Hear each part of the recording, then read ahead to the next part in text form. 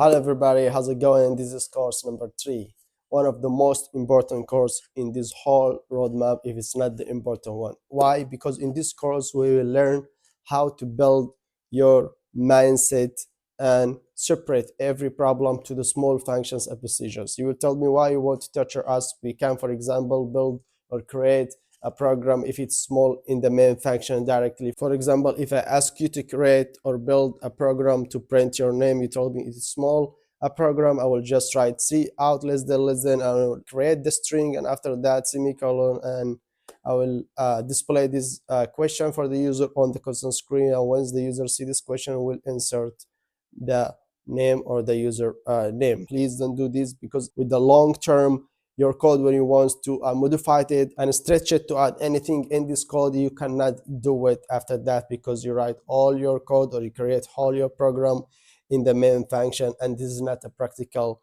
way. As we said, for that we have to use procedure and function. So in this course we will have 50 problems and we will solve them together in a proper way by building functions and procedure. Even if the program was small or program was big or program was medium, in the end we have to use function and procedure. This make our code flexible, and we reach the level of reusability and extendability, and we can modify it on this code when we separate the problems of this program to the small functions and procedure.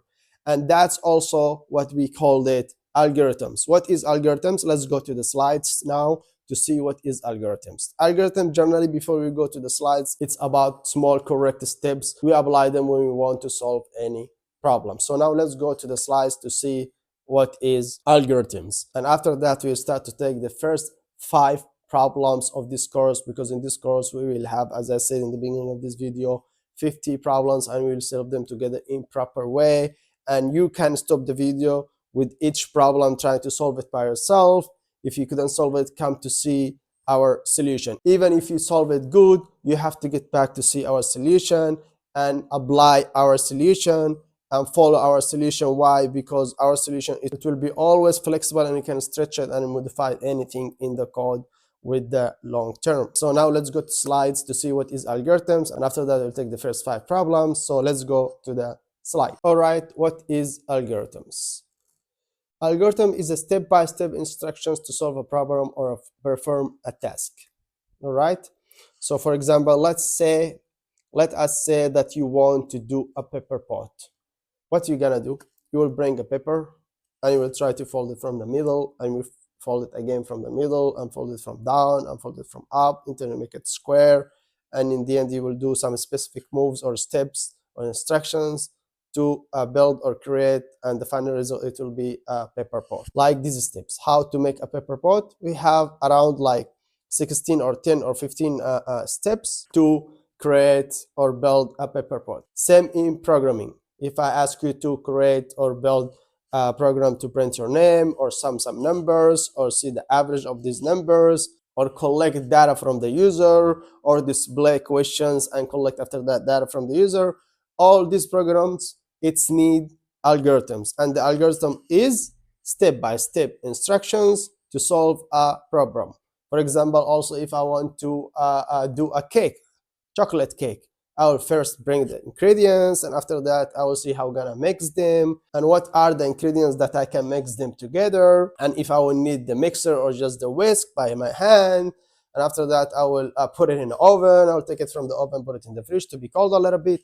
All these things that I do it to do a chocolate cake, it's algorithms. Anything in your life that you do it, you wake up in the morning, you go to the school, you wash your face, you go to toilet, you drink a water, you have a breakfast, and you take a bus or the tram or the train or your car or your bicycle, and after that you arrive to the work or to the school. All these steps that you do it since you wake up in the morning till you do something in your day, it's algorithms. Algorithm is step-by-step instructions to solve a problem. Now we know what is algorithms. So in the future, when anybody asks you what is algorithms, tell them it's step-by-step instructions to solve a problem. All right, now let's get back to the Visual Studio to solve the first 5 problems that we will have them of this course, and we will read the requirements of these problems in whole this course, on the Visual Studio as a comment. So the requirements of the problem, it will be as a comment, for example, // and after that I will write my requirements: create for me or build for me program to print your name. It will be on Visual Studio. So let's go to Visual Studio to see how we're gonna start to solve our first 5 problems of this course. All right, this is the first problem we have today. The first problem is I want you to write a program to print your name on the screen. It's easy. I want you to write a program, build a program to print your name on console screen, all right, on the screen. So what we have here, we have hashtag include iostream using namespace td, and after that we have void procedure. We name it print name, and it has one parameter from string data type, fundamentals data type, and the variable, we declare variable, we name it name. Let's open this procedure.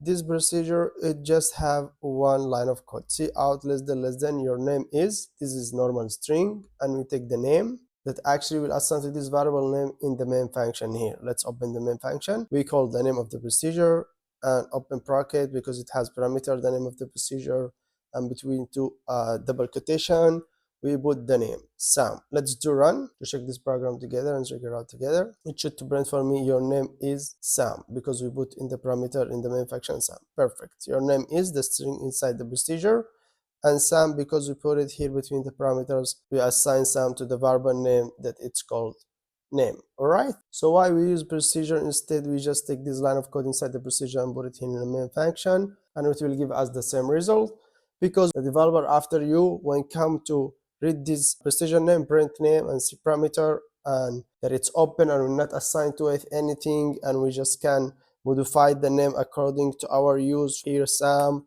or Adam or Sam Adam, whatever we want.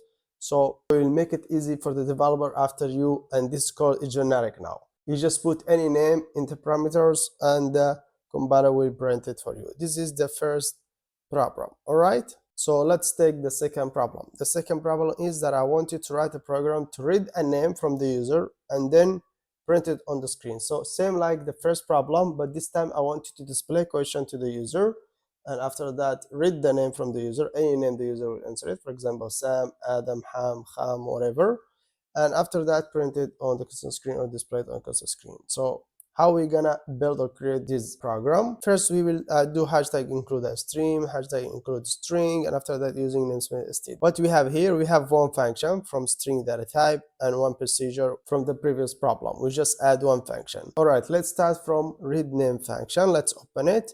What we have inside it, we have a string name. We define data type, and after that we declare a variable name. We'll not assign to it anything, we leave it open, and we display this question or this string to the user: please insert your name. The user wants to insert any name, the compiler will take it, store it inside where? Inside this variable name. And we will use getLine. For that we add hashtag include string because we want to use getLine to take the name with the spaces. We said that before that the getLine help us to take the data or hold the name from the user with the spaces. For example, Sam space Adam.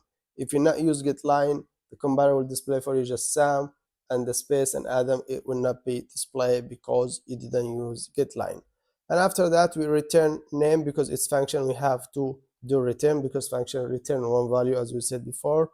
So the name of the user, it will be returned under this function name, which is read name function. All right, and after that what we have the same procedure from the previous problem, print name and same string. We don't change anything, but here in the main function we put the function read name inside the procedure like nested function. We put it inside the parameter of the procedure print name. All right, because the print name procedure, it has a parameter, we have to give the print name parameter a name or function, while the read name function, it will display the question for the user: please insert your name, and take the name and store it inside the variable name.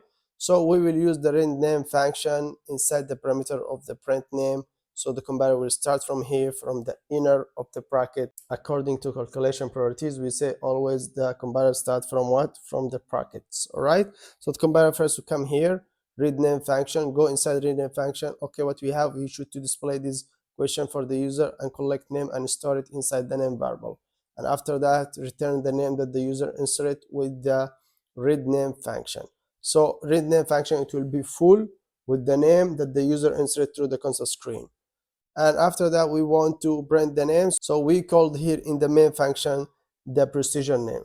Print name, it will print for me the name. Which name? From where we got it? From the read name function, actually, that is stored inside it already, the name that it takes from the user through the console screen. So this is the second problem. It was about write a program to read the name from the user and then print it on the screen. And even if you solve this problem by yourself, the first problem, second problem, even if you solve them by yourself, I want you to get back to write and solve the problem again in our way. Why? Because we give you experience from the real world. This style of functions and procedures and how to solve the problems to build or create programs like a decent developer working in a decent company in the real world. All right, so don't write everything in the main function. Don't let your code look spaghetti. Let the developer that come after you or work with you when it's come to read your code claps for you and say wow and read your code as a story. Simple, easy, descriptive names for the function, for the procedures, for the variable names that belong to your program. Now let's go to the third problem. All right, this is the third problem. The third problem is write a program to check the number that the user gonna insert if it's odd or even number. Me as a user now, when I insert a number, I want this program check if this number that I insert, if it's odd or even number. All right, let's see how we're gonna create this program. First, here we have in the main function print number type. It's procedure here, all right, void procedure. And after that, in its parameter, we have check number type. The second function is from user defined function, because user defined data type, it's in the data type, like the integer, like the void, like string, bool, anything. All right. And after check number type, in its parameters, we have read number function. So let's start with read number function, because we said the compiler always, according to calculation priorities, start from the inner brackets. All right, from the brackets first. So let's open first the read number function. But before we open the read number function, what we have here, we have hashtag include iostream. This is the header files or library, and we have using namespace std. And after that, we create enum. Enum, en is the prefix. Number type, we name it number type. This is the name of the enum, is user defined data type. It's in the end data type, as we said. Inside the enum, we have odd and even. We will see where we will use it later in this program. Okay. So let's open now the first function, read number. It's normal function. We define integer data type, we declare a variable num, and after that we display question for the user on the console screen. Please enter a number. Once the user insert any number, 5 or 10, the compiler will store it inside num, the variable that we didn't assign to it any value. We will take it from the user through the console. We'll store it inside the variable num. All right. So let's say that the user insert number 5, it will be stored inside num. And because it's function, it's integer, not void, we have to what? Use return, because the function retain one value. So we return the value or the variable or the value that is stored inside the variable num. This is the first function in this program. And after that, what we have here in the main function, we have check number type. All right, check number type, let's open it. Check number type, actually it's user defined function, which means in the end data type. The name of the enum, it's user defined data type. As we said, it's in the end data type, like the integer. Here, this read number function, it's integer function. All right, it's function from kind integer, one of the fundamentals data type.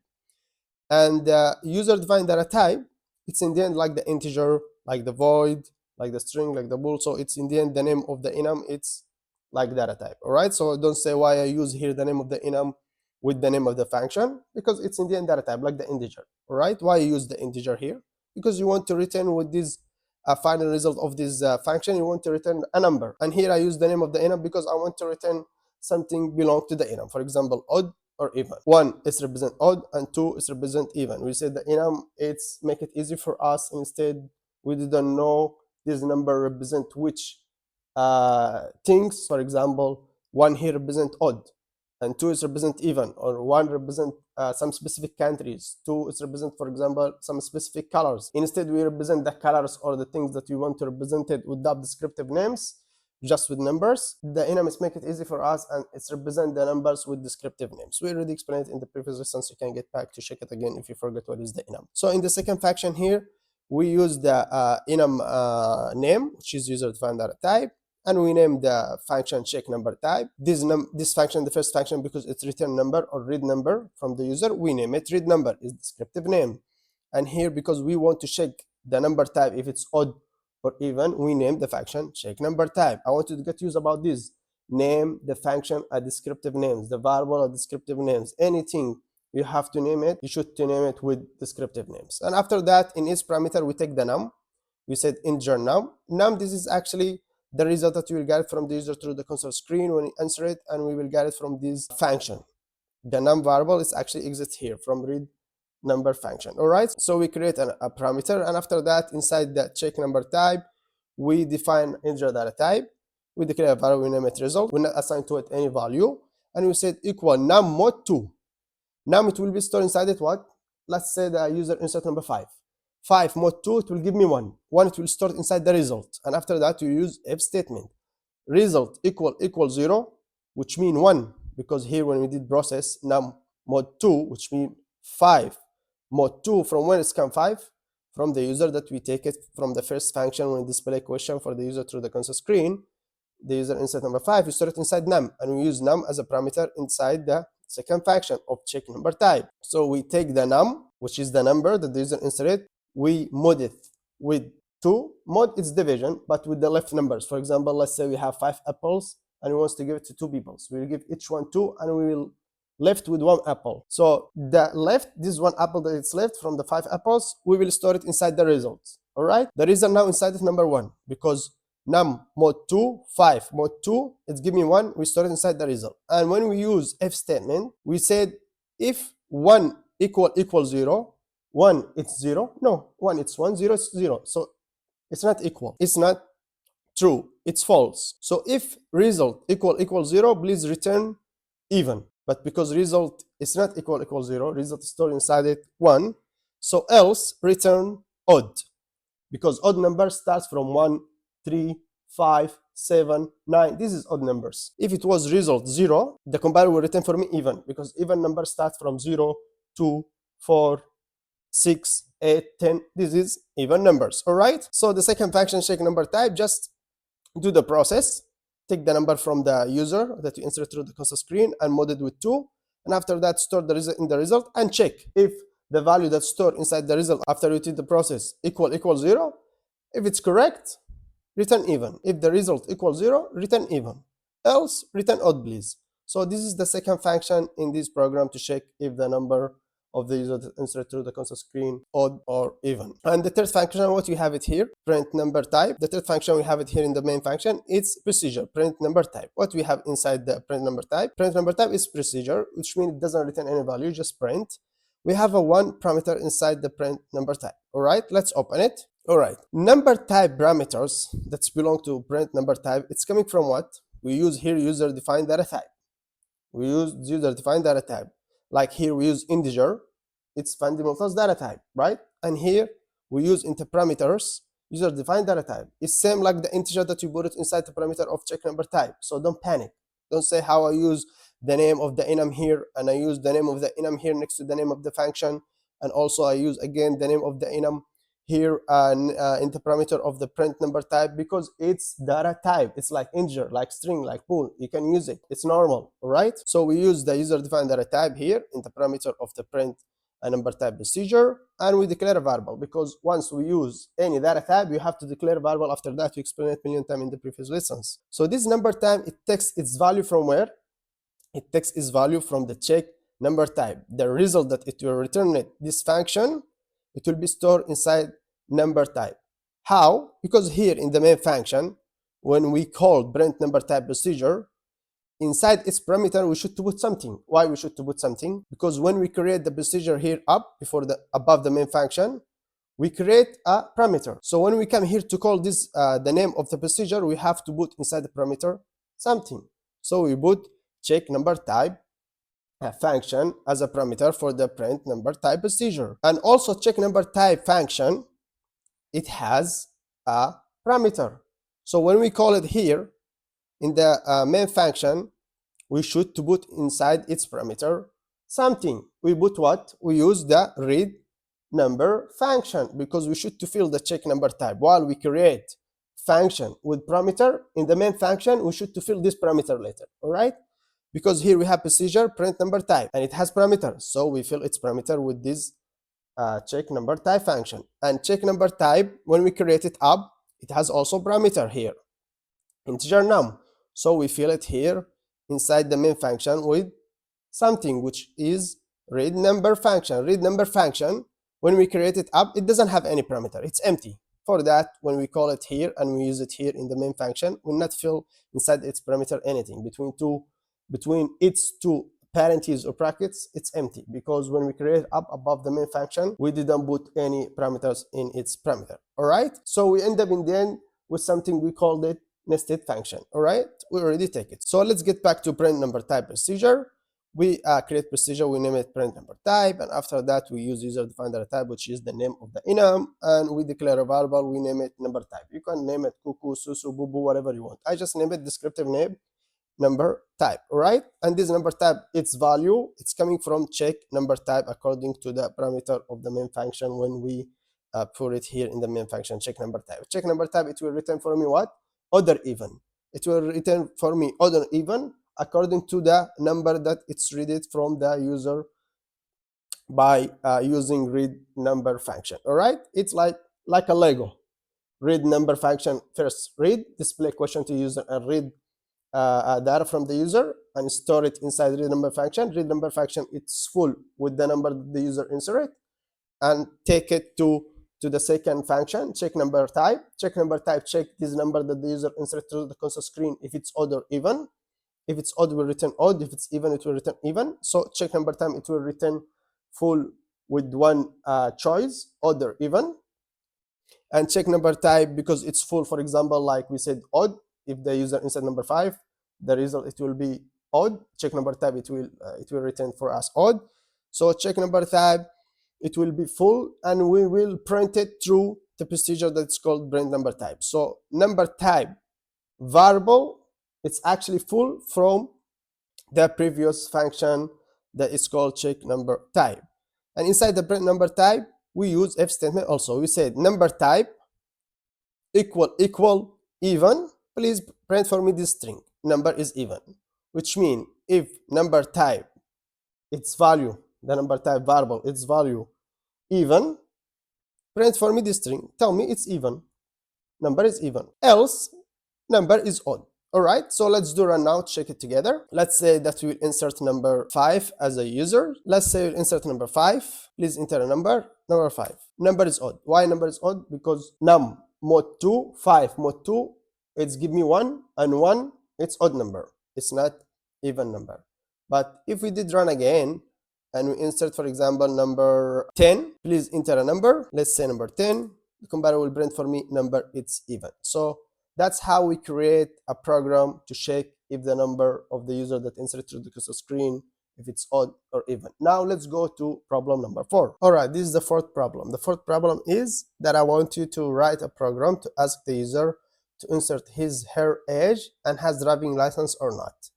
You want to create a program to ask the user about the user age and if the user has driving license or not. Actually, this logic in this program, the big companies, when they want to hire somebody, for example, Amazon company, when they want to hire a delivery with them, first thing in the form, before go to apply for the vacancy or to the job, first they give him small form, has 2 questions. Ask the applicant or the guy that, or the user that we will apply for this job, if the candidate age over 18 and if the candidate has driving license or not. If one of these conditions is false, so this candidate, it will be rejected, not hired. If both conditions are true, the candidate, it will be hired or can go to the next page of the form. All right, so how we can build this program? Let's see how we can build it together. So we use a struct to put the both requirements that we wanted from the user. We use a struct to put the both requirement that we wanted from the user, which are age and has driving license. So inside the struct, we define 2 data types, one integer, one bool. Integer, we define it because age usually numbers, and bool for the has driving license. We want the user answer 0 or 1. 0 false, 1 it's true. So we want the driving license variable has driving license variable, we want its result, final result, yes or no, false or true. For that we use boolean data type. All right, this is the struct, and don't forget that the struct is like the enum, user defined data type, so we can use the name of the struct as a data type like integer, boolean, string, etc, etc. So after we build the struct and we put the two requirement or two demands things or two conditions inside the struct, after that we create a function, we name it readInfo by using the user defined data type stInfo, and we name this function readInfo. This readInfo function, it will do what? It will display questions to the user to read info, to collect info from the user, to read data from the user through the console screens. For that we name it readInfo function, and it's kind from user defined data type. And inside the readInfo function we use again the name of the user defined data type, the name of the struct stInfo, and we declare a local variable, we name it info. Why we declare a local variable? Because we want to reach through the local variable the variables that exist inside the struct, the age and has driving license variable. All right, so when we display the first question to the user, please enter your age, cn greater than info dot, the compiler will give me the two options, age or has driving license. While I'm asking here the user about the age, so I will use age variable. And after that we'll display the second question for the user, do you have a driving license? Info dot has driving license, and because its function will return the info, so the info it will be returned with age over 18 for example, and has driving license or not. This variable info, it will be full with these two things. All right, this is the second function. And after that, to complete our program, we create another function from boolean data type. We name it isAccepted, and we use the user defined data type and we declare variable as a parameter inside the two brackets of isAccepted function. Why? Because inside isAccepted function we have just one expression. We will use return, we will open two brackets or parentheses, info.age greater than 18 and info.has driving license. This expression, it will return for me yes or no. Why yes or no? Because we use and operator. We say when we use and operator, we have to get the two condition true. But if you use or operator, just one condition true, if you remember from the previous courses. So while we use here and operator, so we need to make sure that the two conditions should to be true. So the user should, for example, the age of the user should to be over 18 and has driving license. So if the user age less than 18 and has driving license, this expression it will return for me false. And it's opposite. If the user age over 18 but doesn't have driving license, also it will return for me false. So both conditions should to be true with and operator. I hope that you remember this. So isAccepted function, it will return for me true or false. This expression, it will return for me true or false. And after that we have procedure, we name it print result. We want to print if it's hired or rejected. So we use the info data type that it's full with the age and has driving license or not of the user.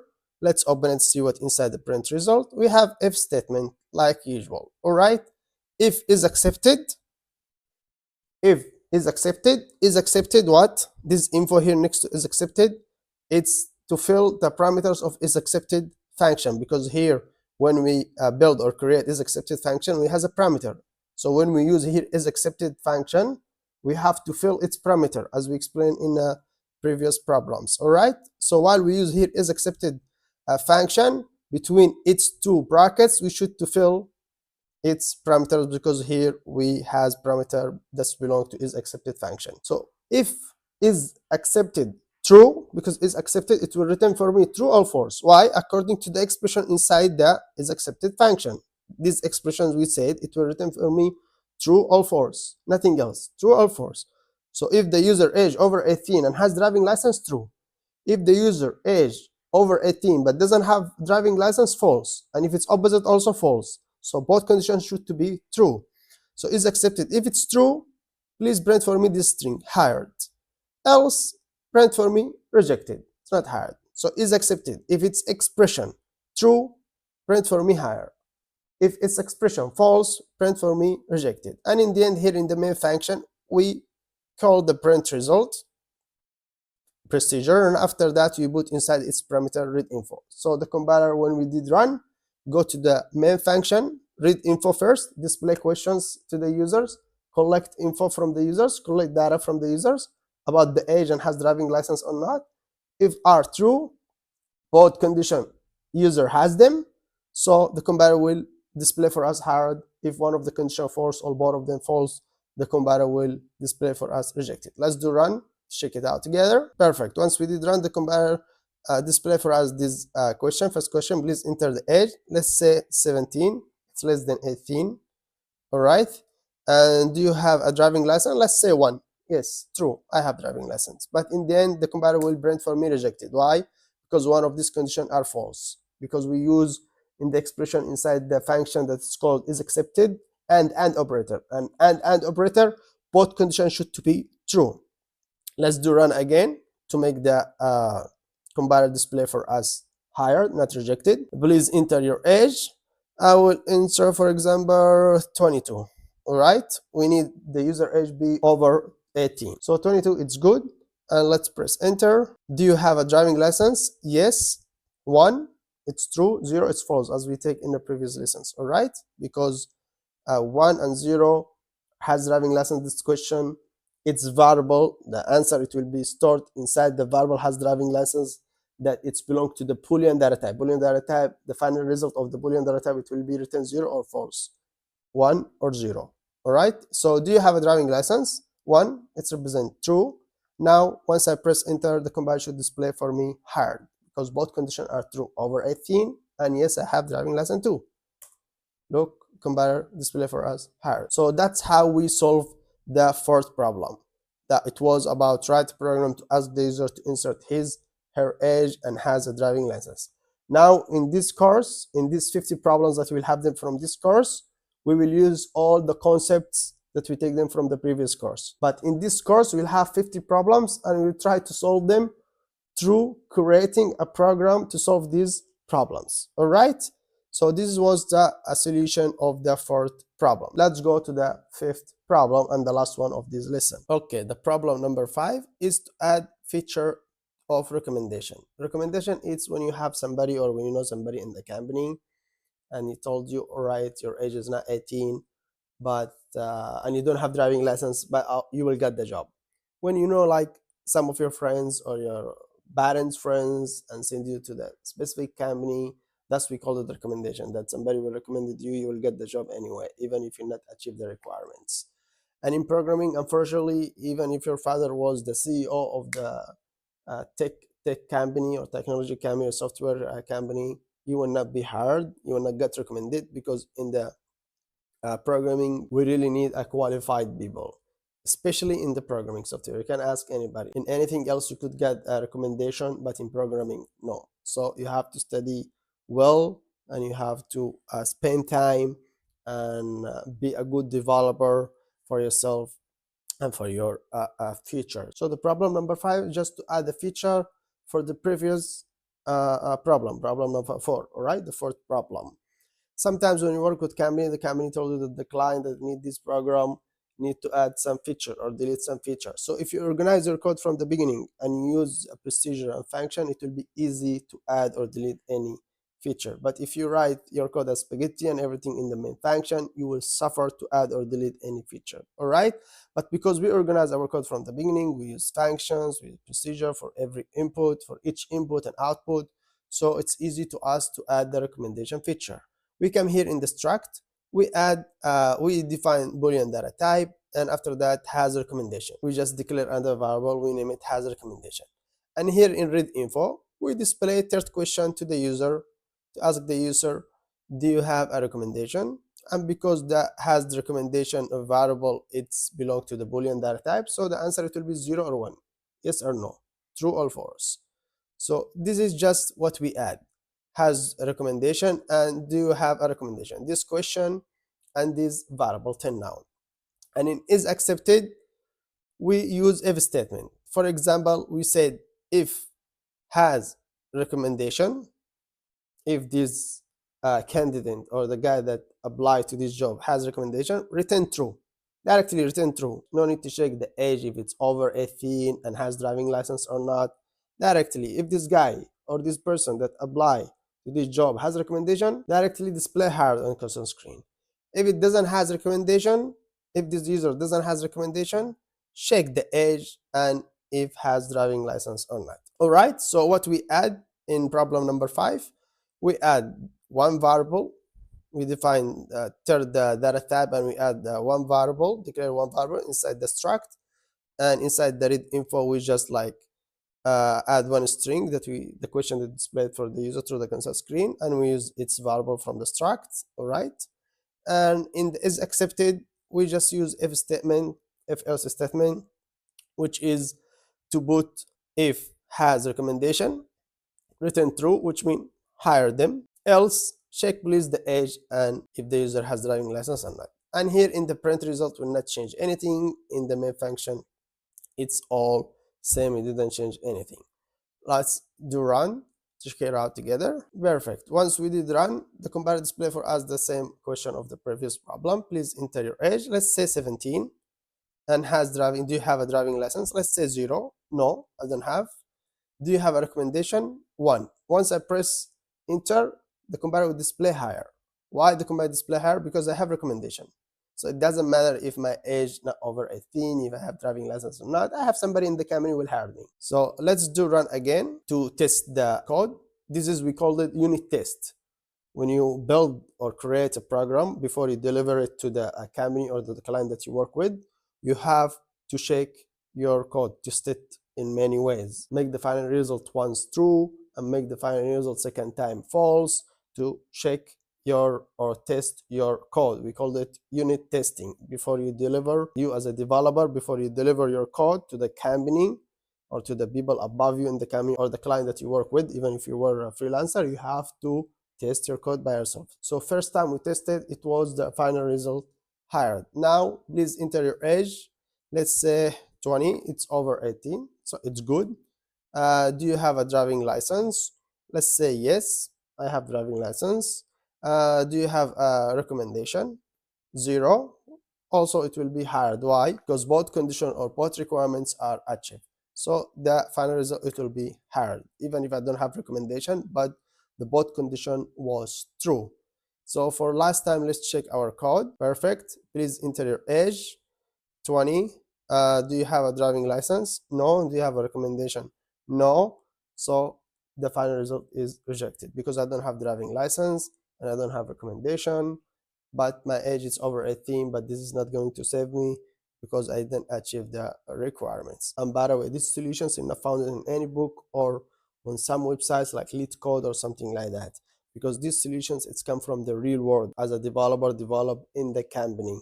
Not exactly like it, but it's close to this logic that you focus on each single step in the program. You have a problem, you want to solve it, and inside your program you have many problems, so you spread them to small functions and you just focus on one problem, which is one function or procedure. I want to read info, so I'm gonna focus how to create a function to let the compiler read or display questions first and read info from the user through the console screen. So I will focus on read info function. I build it, I finish it, everything is good. I will go to the second step. It's algorithm, step by step to solve a problem or certain task. So it's about instructions, it's algorithm. You focus in the first function, which is the first problem, you solve it in your program, you solve it, you jump to the second function or procedure, and it will not be at all complicated.